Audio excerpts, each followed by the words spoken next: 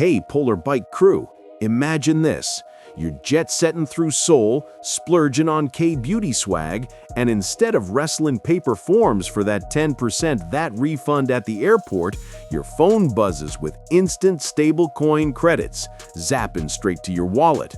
No lines, no hassle. Sounds like sci-fi?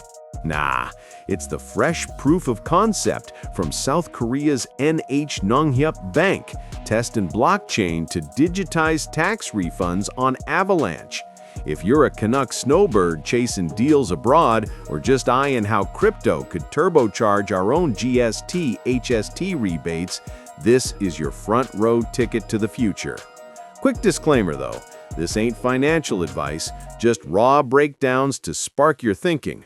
Loop in a pro before you stack. And if these blockchain blueprints keep you ahead of the curve, smash that subscribe button and ring the bell. Drops the gems like a fresh Nanaimo bar at the market.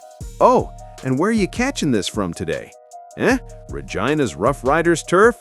PEI's potato fields? Or maybe mid-flight to Incheon? Holler in the comments. Let's plot that global grid. All right, let's kick off with the market pulse, because this POC don't brew in a bubble. Total crypto market cap sitting at a crisp $3.52 trillion as of November 12, up a tidy 1.0% in the last 24 hours, shrugging off the midweek wobbles like a pro. Bitcoin's holding the crease at 101,631 USD with a rock-steady 57.6% dominance that's keeping alts in check but leaving room for sparks. The big orange?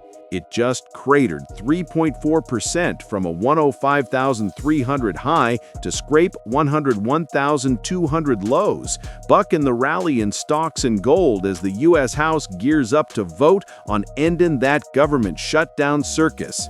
While the Dow jumped 0.9% on banking beasts like Goldman and JP Morgan, S&P nudged 0.1%, and gold hit 4180 on safe haven fever, BTC's feeling the chill from profit-taking and a rotation to policy-tied assets. Think clearer economic data flows post-shutdown. On-chain, spot BTC ETFs slurped $524 million in net inflows Tuesday, the biggest since early October, hinting at risk appetite thawing. But Morgan Stanley's yelling, "Take profits" as we hit crypto's fall season. Technicals, 4-hour charts show it testing that weekly low, but no deep dive on patterns yet. Could retest 100K if the vote drags. Trending coins? They're crackling like a wood stove. Zcash's ZEC up 12.4% to 531.15 on Privacy Pops. Canton's CC matching it at 12.4% to 0.1319. Sky's SKY soaring 13.2% to 0.05555. Uniswap's Uni pumping 9.0% to 7.54 amid DeFi buzz, and World Liberty Financial's WLFI climbing 8.0% to 0.1415 on meme-fueled wins. Who's sniffing Uni for a swap play, or Zcash for that stealth edge? Drop it below. Now, the heart of the hustle. NongHyup Bank's proof of concept to digitize VAT refunds using stablecoins on Avalanche, a game changer for tourists clawing back that 10% sales tax on souvenirs. South Korea is one of the big four banks down there, and with 16.37 million inbound visitors in 2024, up 48.4% from 23, they're itching to ditch the paper-pushing airport queues for something seamless. The setup? A blockchain-powered system that auto-triggers refunds via smart contracts once you scan your passport and export those goods. Zapping stablecoins direct to your wallet for instant borderless redemption. No real moolah or customer deets in this test run, it's pure tech validation for real-time settlements and currency swaps, making it delay-free and tourist-friendly. Partners in the rank? Avalanche for the speedy subnet magic, Fireblocks for custody security, Mastercard and Worldpay for payment rails. A full squad. Status? Fresh off the press, with NongHyup planning to scale under coming regs for won-pegged stablecoins, pushing Korea's monetary muscle against USD dominators. As Exec Vice President Choi Woon-jae put it, this stablecoin-based refund model demonstrates how blockchain can tangibly improve customer experience and strengthen national competitiveness. Broader vibe? It's fueling the stablecoin boom in Seoul, where banks are reserving tickers and debating who gets to issue, CRA-style oversight from the central bank versus private innovation. For everyday folks, it's refunds in minutes, not months, boosting tourism spending without the friction. Speaking of Avalanche, AVAX, the backbone here. It's trading around 17.60 USD today, with analysts painting a mixed canvas for November 2025. Short-term, bearish tilt with RSI at 28.28 screaming oversold and volatility at 16.69% over 30 days. Could dip to 16.41 lows if BTC's shutdown blues linger, but a 0.47 nudge, I16.71 by weekend. Why the spark? This POC spotlighting Avalanche's subnets for scalable custom chains, perfect for regulated refunds without clogging the mainnet. If it pans out, expect more pilots, juicing Avalanche as the go-to for real-world rails.